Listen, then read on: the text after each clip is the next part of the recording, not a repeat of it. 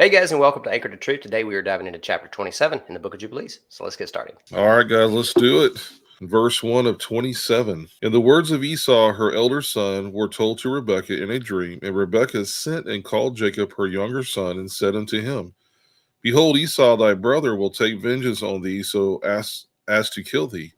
Now therefore, my son, obey my voice, and arise and flee thou to Laban my brother to Haran, and tarry with him a few days until thy brother's anger turneth away, and he remove his anger from thee, and forget all about thou hast done. Then I will send and fetch thee from thence. And Jacob said, I am not afraid. If he wish to kill me, I will kill him. But she said unto him, Let me not be bereft of both my sons on one day. And Jacob said to Rebekah his mother, Behold, thou knowest that my father has become old, and doeth not see because his eyes are dull. And if I leave him, it will be evil in his eyes, because I leave him and go away from you. And my father will be angry and will curse me. I will not go. When he sendeth me, then I will go. And Rebekah said to Jacob, I will go and speak to him, and he will send thee away. Okay.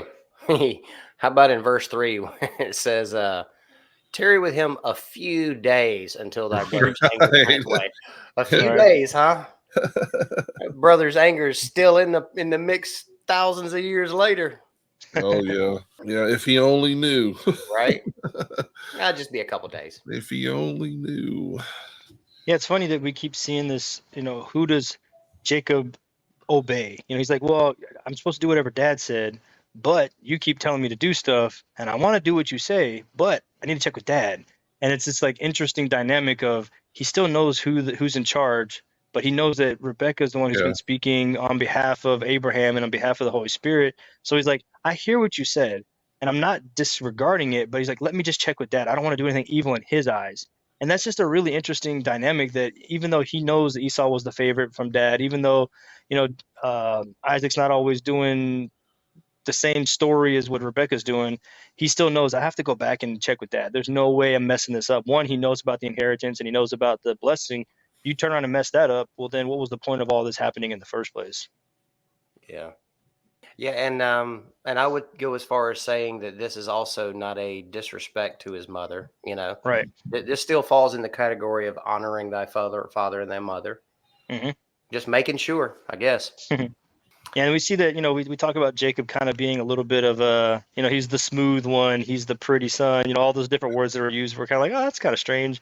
But then here we kind of get a little bit of the other side of Jacob. He's like, well, if he wants to kill me, I'll kill him.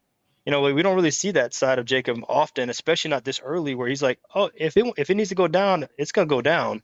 Right. And don't worry, Mom, I got this. And that's something that I don't know, I wasn't expecting to hear or to read, especially coming through Jubilees. We were like, oh, we're getting more details. He's going to be even more nice. He's going to be even more in the books. And he's like, oh, no. I'll get the sword. We'll do this.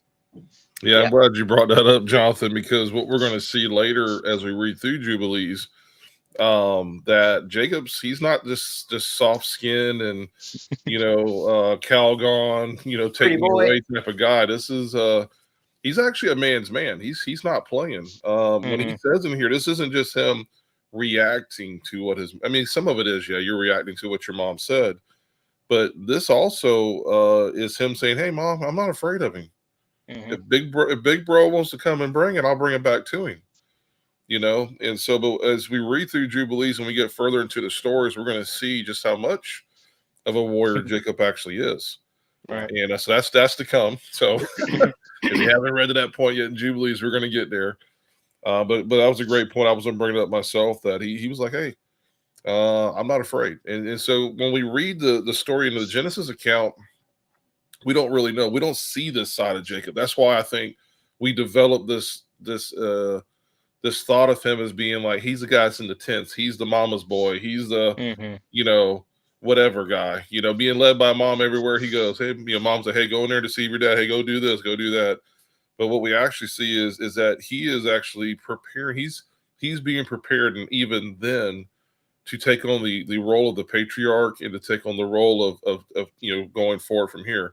The life's not going to be that easy for Jacob going forward, but nonetheless, he's in preparation, is what I believe. When I take the accounts in Genesis and the accounts here, that preparation of all those years and everything's accumulating to this, and he's going to need it for what's coming next in his life. Mm-hmm. Yeah, we don't need to account smooth skin or lack of hair on the arms to being less manly. When I read this, the reason why I highlighted it, I did think that was an interesting thing. I'm not afraid. If he wished to kill me, I'll kill him, right? Like, oh, he's gonna kick my butt. No, I'll kick his butt. You know, Right. it could be one of those things. But then Right. again, the other aspect of that is maybe it's not. Maybe it's not one of those arrogant things. Oh, you're gonna kick my butt, I'm gonna kick his butt. Maybe it's not. Maybe it's one of those. No, I know the promise that was made to me. I know that I will go forth. So because I'm going to go forth, he don't stand a chance at whooping my butt in this. Like I will prosper. And I see a lot of David in this part right here. Right? So, we think of David as this little shepherd boy. This little shepherd boy barehanded took care of, lions and, all kinds of stuff, right? Lions and tigers and bears. Oh my. Right? So, I mean, I kind of see that in him. Like, if this is what I've been promised, if this is my blessing, if this is my birthright, if this is what I'm supposed to be doing, there's no way that something's going to keep me from that. Absolutely. Right? Nothing of this world is going to keep me from that. I can stumble and I can keep that from happening. But somebody else can't take that away from me because it's what the Lord has promised that will carry on through me. Right. So I see this as a big thing of faith, to be honest with you. For sure. And that's for Kyle. I'm glad you said it, because that's something we can all relate to. If God has spoken something into your life, and you know that it's God 100%, it doesn't matter what the outside says. It doesn't matter what the outside looks like. It doesn't matter what's going on. If God spoke it, it's going to happen. That's it. Well, a great example of this is Paul, when he's shipwrecked, right? And he knows he's going to Rome. He knows he's going there. God is sending him to Rome. And in the midst of this, he gets bit by a viper. It says it latches onto his hand or his arm. I think it was his hand. And of course, the inhabitants there, the story of that, they're like, oh, he must have done something wrong. He's being punished by the gods. Right. And he shakes it off in the fire and just goes about his business. And I believe that Paul knew. Paul in his mind's going, I'm going here regardless. I don't care what this looks like. God says that this is where I'm going, so then this can't stop me. And so then all of a sudden, he becomes a god to them. Oh, he must be a god now. Look at him, he didn't die. But anyway, that's a whole nother story there. But when we're all shipwrecked, all of us have our Malta moments when we're on the island of Malta. But again, I love you bring that up, because with him, I think that is part. I think part was like, hey, I've gotten the birthright, I've gotten the blessings, I've gotten the prophetic word spoken over me before I was in, or while I was in my mother's womb. Everything's moving forward, and apparently God's behind us, right? So if he's behind it, then there's nothing else that's going to stop any of this from nothing else is going to stop this from happening. Absolutely. Yeah, even Big Brother, right? And I think what we see is that, that Jacob's, he's not afraid. I mean, he just comes out and says it. That's a quote out of his own mouth. But then you see that the mom comes in and brings a little bit of wisdom to the situation. She's like, sure, maybe you can kill him, or maybe he can kill you, but I'm going to lose both sons if you go down this path. And I think the reason she says that is like, yeah, both you might be dead. That's an option. Or one of you is now a murderer and one of you's dead. So there's this, and then, you have to forever live with the fact that I killed my own brother. You're going to literally relive the Cain and Abel story. You're going to have this thing looming over you. And she's like, if you're going to be the man that I know you're to be, don't go through with this, because either you're going to end up dead, or you're going to end up being somebody who slays their own brother. You're going to have that moniker over your head forever. And if you're going to be the role that you need to be, if God's going to use you in the manner that he's going to use you, this is not how you go about it. This is not the right path. So she's like, I can see in her heart there, I don't want to lose you from the physical world, but I don't want to lose your spirit, your what's made you righteous in the first place, what put you in this position to receive these blessings. Don't go around here and squander it. Don't go and lose that because you have an emotional feeling, because you have this little squabble with your brother that, it's going to go away anyway. And if it doesn't, then God's going to handle it, like you guys were talking about. But you go through with this, I might end up losing both. Yeah,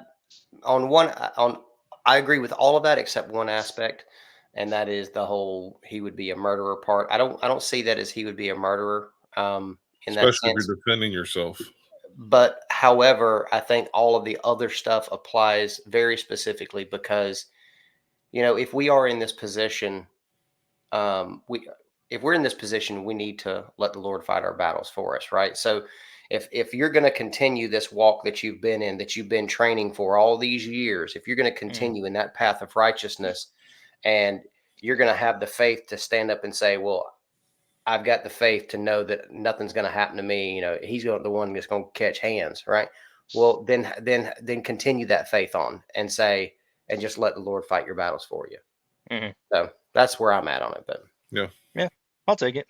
And I think too, where the reason why this is such a major issue for both Jacob and Rebekah is Jacob comes out and says it in verse 6. He says, "Behold, thou knowest that father has become old." He's like, Esau said, "I can't wait for dad to die so I can come and kill you." Mm-hmm. So he already knows this is coming down the road. And then Yeah. he's like, "Mom, he's getting old. That means Esau could be after me tomorrow. So what are we gonna do? Like, I can't just, that's why his response was so immediate. Like, I gotta go kill him because it's either him or me, And I think that's where his brain was at. And she's like, whoa, slow down a little bit. Just think about this. Use a clear mind.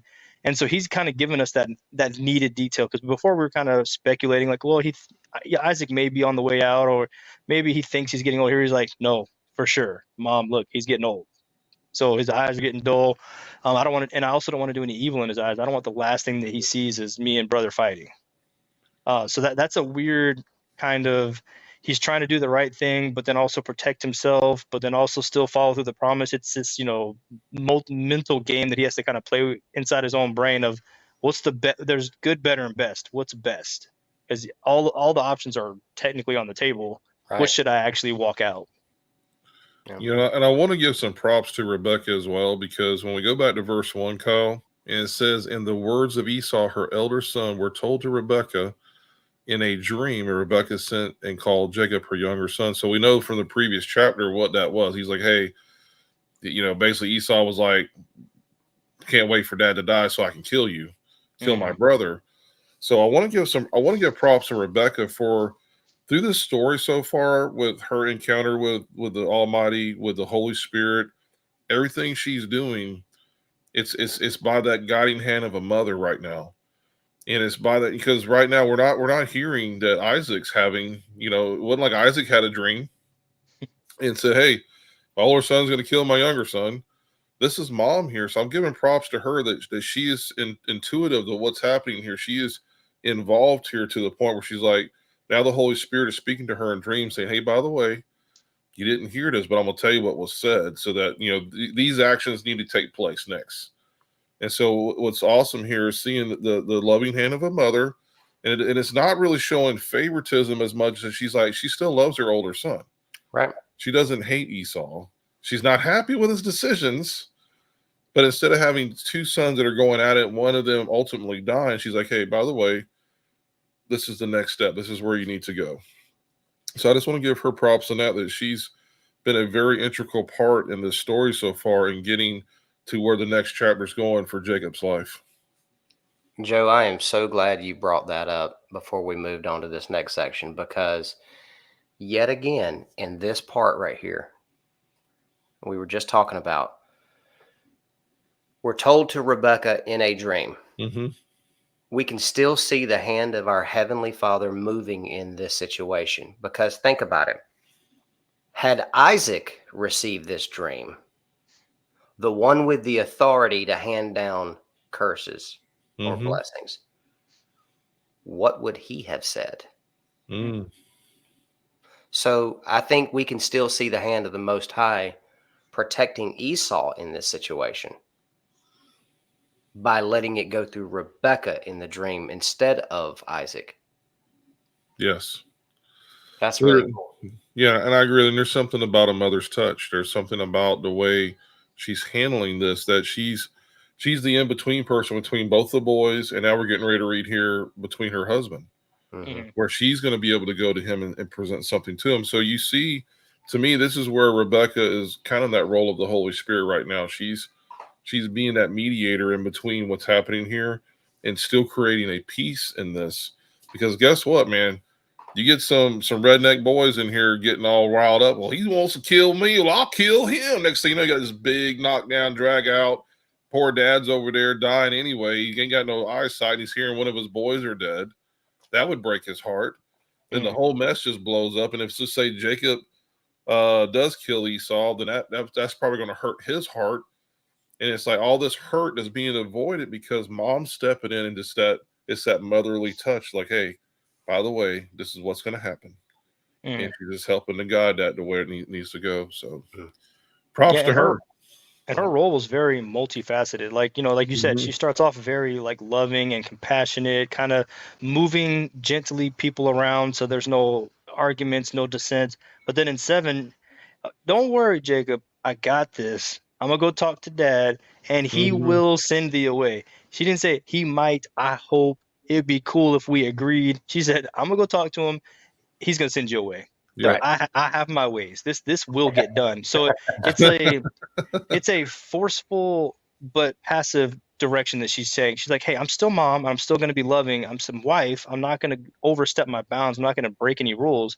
But I'm gonna kind of push this in the right direction. I'm gonna kind of steer everybody where they need to go. And not everybody knows that, she's like essentially controlling the whole scenario, but it's because she's like, dude, I've heard this in a dream. Holy Spirit's talked to me. I've had this prayed over me. Abraham's talked to me. So I know what I need to do. And it's putting her in a really awkward position. But like you said, Joe, she's doing everything very nicely, very in love, good wisdom behind it. She's like making sure everybody's comfortable enough in each scenario of like, hey, don't kill him. And then that's it. She's like, no, the reason you don't want to kill him because I can't lose both of you. And then what would dad say? She kind of goes through the spiel of like getting everybody in the right position. Right. And then here's like, but he will send you away.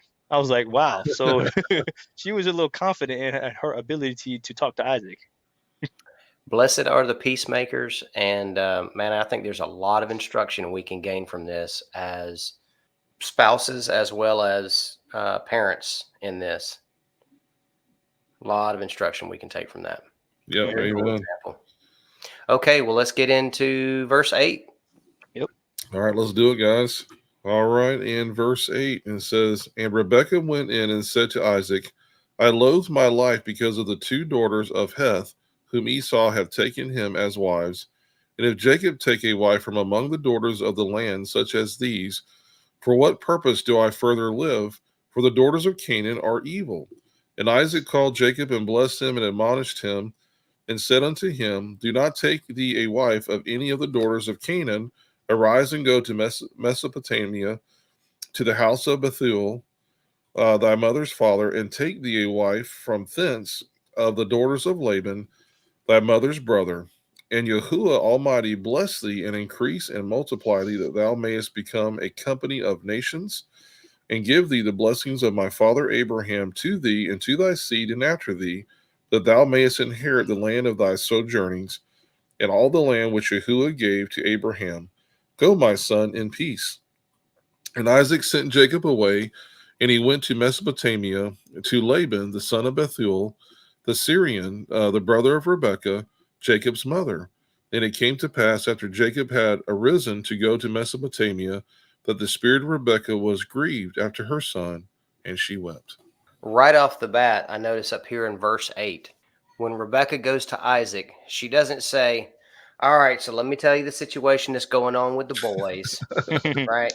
So Esau said this, and Jacob said that, and they're going back and forth, and we've got to protect the boys from each other because something bad's going to... No, she goes to him and talks about a weightier matter. She talks to him about the promise. She talks to him about the blessing. She talks to him about the inheritance and what's going, because that's the important thing, right? And that's what this is all about, the 2 daughters, because if he had dealt with the daughters of Heth or Canaan or whatever, that would be a bad situation. He'd be messing up. It would be a no different situation than what Esau has already done. Right. So all the work they've done to get Jacob the blessing and inheritance is for nothing now. So yeah, I see where she's coming from on that. Yeah, and what she did is she didn't bring up any new details. She didn't try to, like you said, come in with emotions and feelings. Yeah, I loathe my life. Like, okay, woe was me a little bit, and I think so. She's making sure to get her message across. But Right. what she's saying is, we've already read before in previous chapters of, I'm grieved because my son Esau has married 2 foreign daughters and blah blah blah. So this isn't any new information. Isaac's not like, oh wow, well these are new details. According to this, I've got to change my mind. He was like, oh Yeah. yeah, you did complain about this before. This is literally a problem. I I have to address this, and now you're coming back to me and letting me know on my deathbed or close to it, dude. This is a problem. If we're gonna keep walking this out, older son is married to these ladies from outside the camp. We can't go forward with that. So let's make sure that we send our son Jacob off to the right camp and the right place and to do the right thing. That way we can ensure the future of this promise. Because she's like, hey, Isaac, remember Abraham? Remember what he told you? Don't you want to pass this blessing on? Mm-hmm. And he's like, oh yeah, I probably should give that to Jacob because he's going to go over to Laban. And that makes sense. I can't really do that with Esau. He's already married and these aren't the right ladies. So this isn't even going to work. So it's almost like he had a slow but steady dose of information. So he's like, I got it. Yes, ma'am. I'm Yep. gonna do it. Well, But she definitely came to him with facts and details that were already available. So like, I'm just telling you again, this is how it's gonna go. well, let me say this too. Now, this is the brilliance of Rebecca. Okay, that's obvious. Jacob loves Rebecca, right? Mhm. And so she comes to him. The first thing she does is she puts her emotions out there, though. Mhm. Because if we go back to verse 8, and it says, and Rebecca went in and said to Isaac, I loathe my life because of the 2 daughters of Heth. I know, it's like, but here's the deal. What she's doing is brilliant because she knows he loves her. Mhm. So I'm gonna go in there and what she's doing is revealing. And now this is truly her heart, though. She does. They're not happy. Neither one of them are happy about Esau, what the decisions he's made. But what she does, she goes in. So what it's going to do is it's going to draw him to have a closer ear to what she has to say, because he's like, oh, my wife, what is troubling you? Mhm. What is it that vexes you? What is it that's making your heart so sad? Well, as a husband, I'm going to fix this. Where Jacob's worried about, getting a curse from dad. Dad's gonna turn around and say, no, by the way, I'm gonna bless you. Get out of here, son. Go, get out and get. Mhm. But you see, with Isaac, is like what she did was, it was beautiful that Rebecca comes. She's like, my heart hurts. And as a good husband, he was like, well, what can I do to fix this hurt? Well, you see, because of this and this and this, and she lays out the facts. There's nothing, superly over dramatic here, but she lays out the facts. He's like, and in his heart's like, yeah, well, that can't happen. That's got to, we got to make that right. And that way, honey, your heart's not going to hurt as much. So Mhm. let me tell you something. As a father, I have one son. I have 2 daughters and one son, and my son is the youngest. And my wife loves. I mean, I love my boy too. Don't get me wrong. But when my son was at the Citadel, and if he needed something, it didn't matter what time of the day or at night. We were in the car, and I was going there more for my wife than I was my son. Because when he started at the Citadel, he was PTing with the Navy and he was PTing with the Citadel. So there was days he didn't eat lunch at all. He had nothing. He'd already dropped like probably 50 or 60 pounds when he got to the Citadel. Mhm. And so he called up mama, or they were talking one night, and this is like 10 o'clock at night. And all he had to say was, I had nothing to eat today and I'm hungry. And the next thing I know, I'm in the truck driving my wife downtown to the Citadel and picking up a 3rd-pound burger or whatever, one of the big monster burgers from Hardee's. And my son sneaking into our vehicle, because he was a knob at the time, sneaking into our vehicle, and all I hear is eating in the back seat. Thank you, mom and dad, and he's gone. The reason why I did it was the same thing like Rebecca. My wife said, hey, our son hasn't eaten all day, and we got to get him something to eat. And I could tell it for her as a mom. For me, I'm a dude. I'm like, oh, they'll toughen him up and make him more of a man. He'll be all right. Oh, no. All my wife had to say was, we're getting in the truck now, and we're getting that boy something to eat. All right, let's do it. So when I read this, that's what it reminded me of. Was like, she's like, hey, don't worry about it. I'm going to talk to dad. We're going to take care of this, and it's all going to be fine. Mhm. And you can see, like, right in verse 9 that, Joe, like, what you're saying is exactly what happened. He didn't just oh, I heard what you said. Get out of here. Leave me alone. He says, okay. Now he called Jacob in immediately. It seems like, oh, okay. Yes, ma'am. Let's get it done.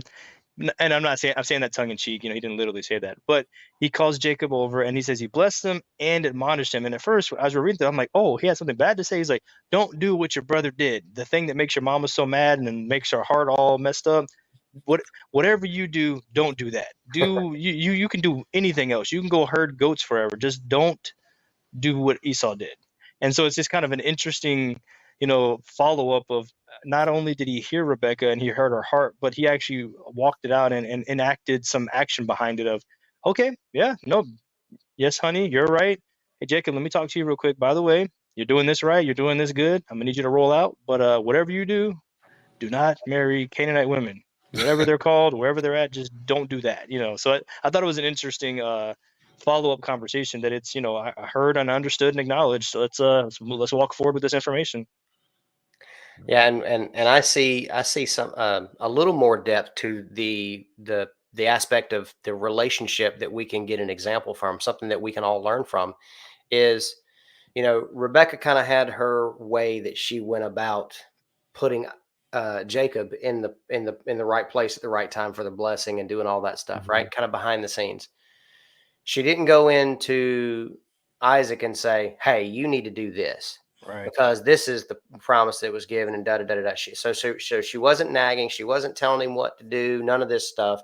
And then when it comes down to it, of making sure that this promise is fulfilled, she goes to her husband and says, "Hey, this is what we need to do because this is the problem." She allows the husband, Isaac, to do what men do: solve problems. She presented a problem. He cares about her and he cares about the promise. And so he put those two together in his mind and said, "This is what we need to do." And, he's the hero in the situation. "Oh, you sent him off. Good for you. You're such a good man." And da da da da. Right. So, I was say Rebecca goes, "If you really think that's what needs to happen, honey, I'm all for it." yeah, right. So you must. it's very wise of her to do it like this because she's not seen as a quarrelsome or nagging wife, but she's leading Isaac to do what he's supposed to be doing anyway, and allowing him to be the one to make the decision and stay in the role that he's in doing this. So I think it's just a beautiful dynamic of what's going on here. Maybe, I mean, it could be viewed as a little bit manipulative possibly, but it's not a bad manipulation. It's helping him to make the decision that he needed to make anyway. So anyway, I just think that's really cool that, Jacob is, or excuse me, Isaac is taking this information from his wife, who he cares about, remembering the promise and saying, "You know what, that's absolutely right. I've got to do something to fix this. I know what I'll do. I'm going to send him down to Laban. We'll get this squared away. This will take care of that." Right. So I don't know. I think it's a beautiful dynamic that we see playing out here. Something that we can take a lot of instruction from in this situation. Oh, absolutely. Yeah, and I think you hit it on the head where it's not, I know we were kind of joke a little bit about how Rebecca went in, because it's funny to, make fun of the story, but you can see the relationship they had is very close, and that he trusts her and says, "Hey, if this is what you think and this is your opinion, I'm going to hear you out." He didn't just say, "I know what I'm doing. I'm going to handle it myself. I'll do it my way." He's like, "Whoa, tell me what's on your mind." Okay, yeah, those are some interesting details, and yeah, I mean, we definitely have to do something about it. And I trust you, and so you said you talked to him, and he's cool with it, and well, you heard you had a dream about Esau, and he said what? Yeah, we're gonna have to send him away. That's just not gonna work. So you can see that they're working together. They're in conjunction with each other. It's not a, she forced him to do anything or he told her to be quiet. It was a, hey, you know what? I trust your opinion. I trust the wisdom that you bring to the scenario, and we have a good relationship. So I'm not gonna squander what we have over a quarrel with the kids. It's me and the wife first, kids are second. And so he chooses Rebecca before he even chooses Jacob or Esau. He's like, I choose Rebecca. And I think that's something we, for sure, like you said, Kyle, something to learn from. Yeah. And in verse 10 down here, it says, I don't know why these words aren't capitalized here, because I feel like I feel like it probably was spoken in that way. Do not take thee a wife from any of the daughters of Canaan, right? He's like putting the X up, yeah. do not do this, right? Because everything that we've done up to this point will be totally for naught if you do. So do not do that. So this is the solution. Go to Mesopotamia. Mesopotamia. Well, here's another thing too, because so this is where Rebecca's good at crafting this. Jacob was never going to take a wife from any of these places. Mm-mm. He had all the opportunity in the world to do this, but all she had to do was present the scenario to Isaac of this happening. That's it. Dude, nowhere in here was Jacob going, Mom, I did meet this girl the other night and we hit it off and she is a Canaanite and, I'm thinking she's the one. I can change her. Yeah, I can change her, Mom. I swear. She can cross over. I'll make her into a Hebrew, I swear. So we've got to take into account also, I mean, he's like a 60-year-old virgin at this point. So, that's got to be on Dad's mind, hey, he's held out for this long.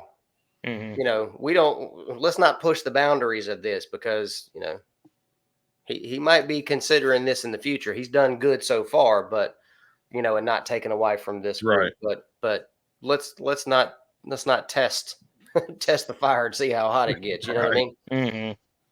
So I don't know. Just the good part is we don't see this. We don't see in Jacob this wavering. Again, I think Mom was just very clever. She was she went in there with her emotion a little bit. Hey, my heart hurts, honey. Why's your heart hurt? Well, because of this, and we certainly don't want that to happen, do we? Oh, you're right, honey. This cannot happen. Get my boy in here right now. It's like, let me talk to him. Okay, what about in verse 11 down here? It says he's giving him more of a blessing. May Yahuwah Almighty bless thee and increase and multiply thee. Let me pull it up on the screen. And it says that thou mayest become a company of nations. Now, obviously we can fast forward in the story and we kind of know that becomes tribes and all this other stuff. But is there any other aspect of that you guys can see, or is this just a distinction of tribes? Is that simply what this is? I'll bite. I would say that's probably what it is. Well, and I think because the two words there are interesting to be next to each other. Company is generally talking about numbers, and nations is talking about land. So you have a lot of lands, but nations can also be the people. Mm-hmm. So it's like, but that generally doesn't come until later when it talks about the outside people. Jacob's still not an inside person. He's still just a Jacob. So I do kind of wonder, because they do take over and occupy many lands, and now in dispersion, I don't know, it could, what I mean? Like, I wonder how that actually played out, because the company I was reading online, it said anywhere from a few dozen to 200, but that generally refers to like soldiers. So it's like, how are they trying to a few dozen to 200 nations or people groups, or like the sons and then the 12 plus then their descendants. So it's an interesting wordage. I know when we read over it, I was like, I kind of want to hit on it, but this is going to be open-ended. Jonathan, do you think maybe that word there maybe it's alluding to occupying of many nations? That's kind of what I was saying. It very possibly could be that. Yeah. And if you think about where we are today, guys, in the diaspora, I mean, we're literally God's people is everywhere, right? Everywhere in all the nations. So, yeah. So that's what I was thinking. Maybe this is like he was this prophetic word he was speaking into his son's life about for a future that's yet to come, that where we are now, Interesting. And then it goes on to say in that same blessing that thou mayest inherit the land of thy sojournings. In other words, everywhere you travel is going to be your inheritance. That's pretty cool, right? If that was told to me, I'd be like, all right, pack your bags. We're going on a journey, right? That's essentially a lot of land. He essentially had the Midas touch. Everything you touch turns to gold. Yeah, because you see there, because there's that word and. Because he's saying, and he says, and on top of that, not only all the places you're sojourning, but also the land which Yahuwah gave to Abraham. Right. So this is in conjunction with. So that's backing that up, saying, is it we're not just saying the land that God promised Abraham, but we're saying everywhere you go, may you inherit that land. Wow. That's big. That is very big. That's huge. Very huge. Huge. Grande. Large. And isn't that the case? As sons and daughters, even if grafted in, Yeah. aren't we all part of that inheritance, even to this very day? Yes. Wow. Yeah. That's pretty cool. Yeah, it is. So we hear about this blessing and the inheritance and all this really cool stuff. Isaac's not so old that he can't speak. Remember, he's saying some very awesome prophetic things, and we're going to see that play out, obviously, and especially if we've read scripture, we know these to be facts and truthful. But then after he finishes all of that, he says, "Go in peace," and he says, "And Isaac was the one who sent them out." So again, this whole buildup with Rebecca is she just started she started the train on the track. She said, "All right, push start." And then I'm going to let everything else play out the way it's supposed to. So now Isaac's the one giving the blessing. Isaac's the one who sent him away. And when he sent him away, he sent him, and again, it's kind of that interesting. She's like, hey, send him to my brother and my people, because I know that this is going to be okay and this is a part of the family. Not to say that Isaac didn't have people, but just to see that story play out a little bit more, it just kind of unfolds the depth of really what's going on.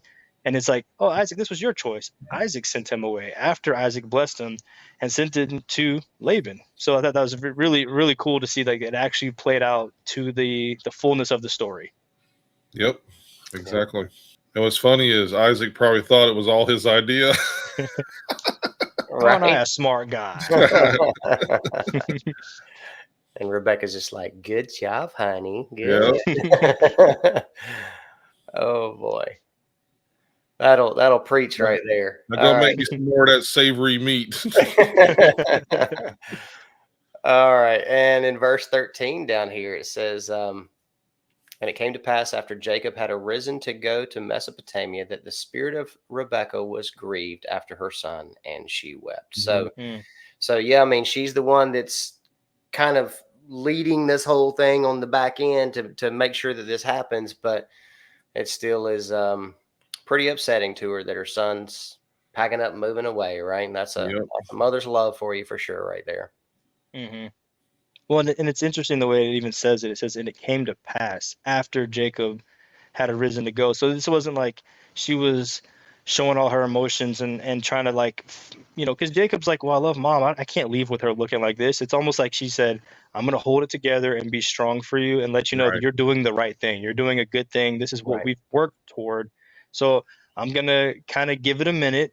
I'm going to put my big girl pants on. And I'm going to see you off. I'm going to give you a hug and a loving embrace, say goodbye to dad and all our goats in the land and all the other stuff. And then he says, then it came that she was grieved. So she's like, she realized, okay, it happened. She knew it's supposed to happen. It was good to happen, but it still was hard for her. It still was emotional. And I love that the Bible here in Jubilees, it gives us some of these stories where you can see people's emotions, that they were real and that they had real feelings and they were really involved in the story. It wasn't just, oh, okay, God told me to do it, sure, whatever, bye. Oh, dude, I'm kind of sad. I don't want you to leave. Like I actually love the beans out of you, and I would prefer you to stay here forever. But I know that in order to keep this covenant going, in order to keep this promise moving forward, this is an integral step in the process. And I'm going to be, probably didn't know it then, but I'm going to be immortalized in the story as doing the right thing, as being the right kind of person, as saying the right kind of stuff.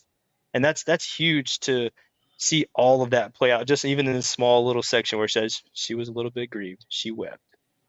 Yep. But I'm sure in all of this, she still had a great sense of peace. And if you want to learn more about peace, then go see this video right here, and we will see you next time. God bless. Shalom. Ciao.